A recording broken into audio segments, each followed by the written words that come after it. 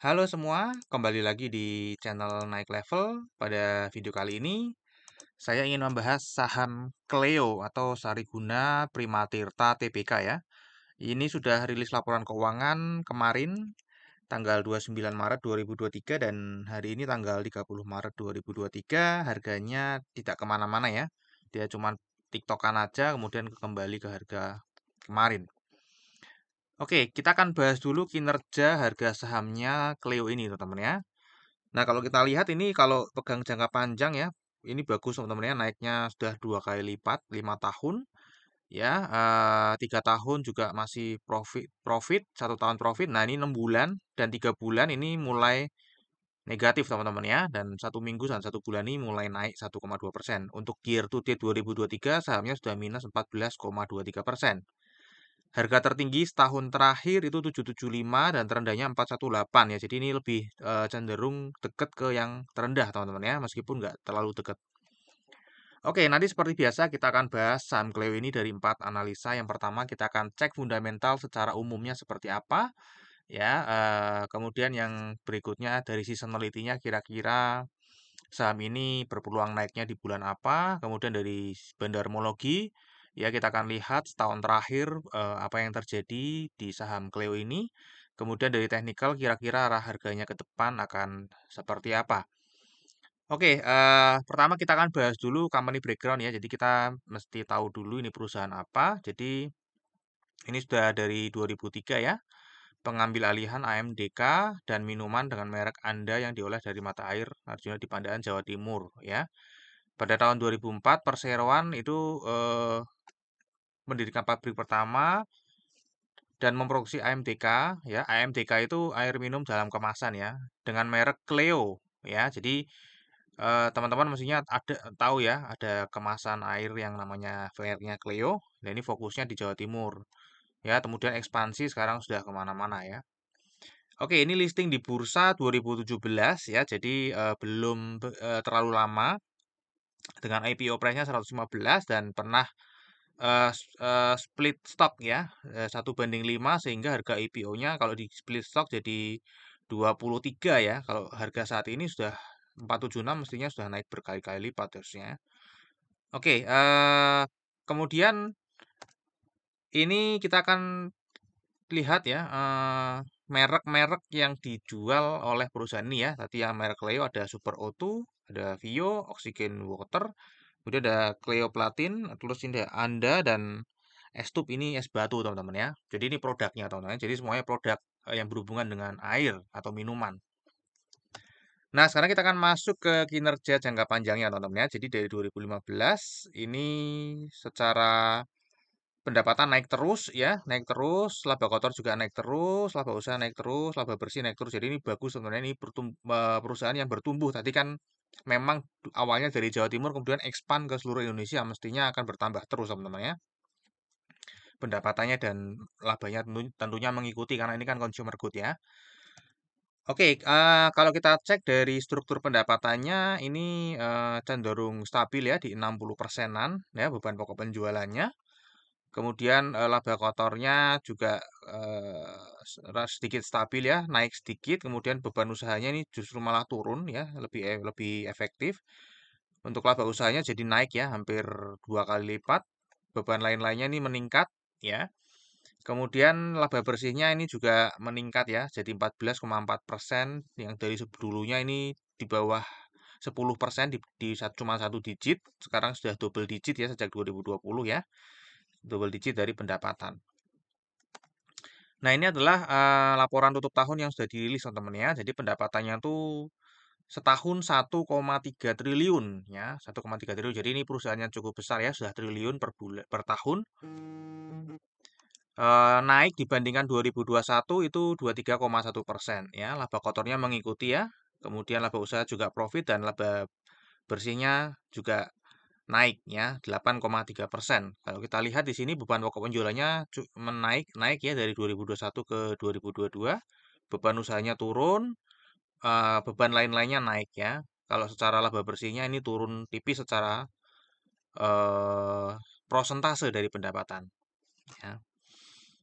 Oke, sekarang kita akan lihat valuasinya seperti apa ya. Ini perusahaan tadi kan sudah bertumbuh terus, lagi expand, jadi tumbuh terus. Nah, ROE-nya ini cukup oke ya, 16,5%, dan kalau kita lihat PBV-nya pada saat video ini dibuat itu 4,82 ya, cukup tinggi, dan PER-nya 29,20.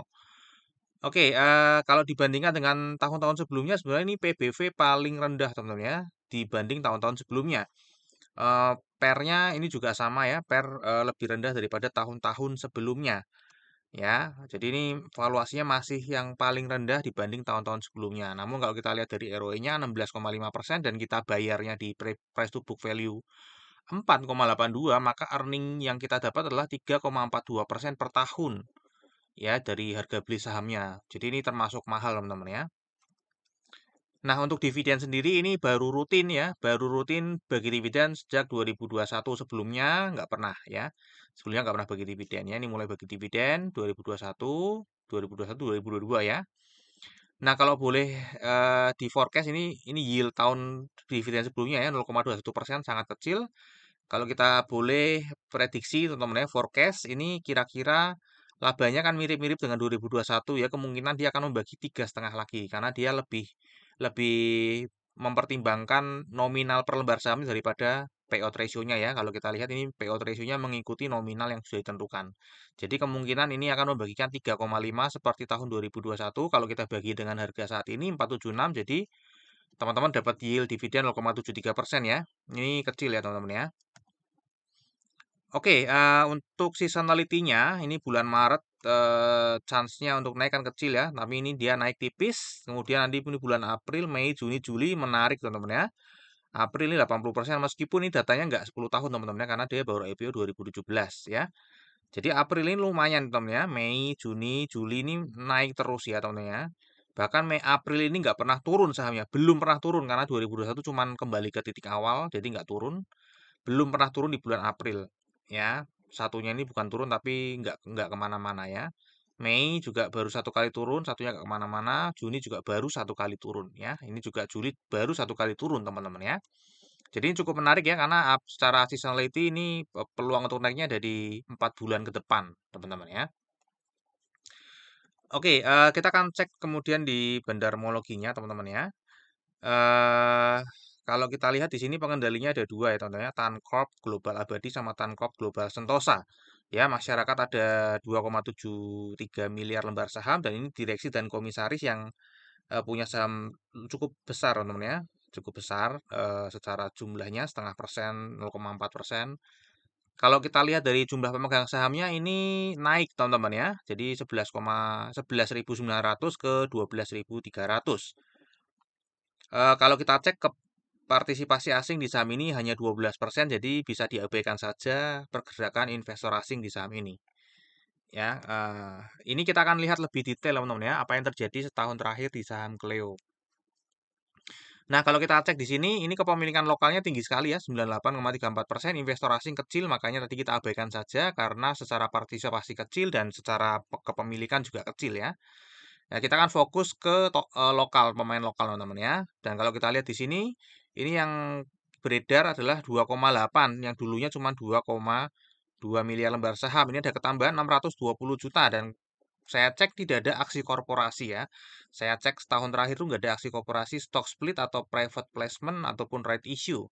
Ya, kemudian saya cek di insider, ternyata ada Tancorp Global Sentosa ini masuk teman-teman ya, masuk, namun tidak ada aksi korporasi, berarti kemungkinan ya, kemungkinan dia mengubah saham yang tadinya warkat menjadi non warkat ya. Jadi didaftarkan sebagai saham scriptless, artinya sekarang dia bisa menjual sahamnya sewaktu-waktu di Bursa Efek Indonesia.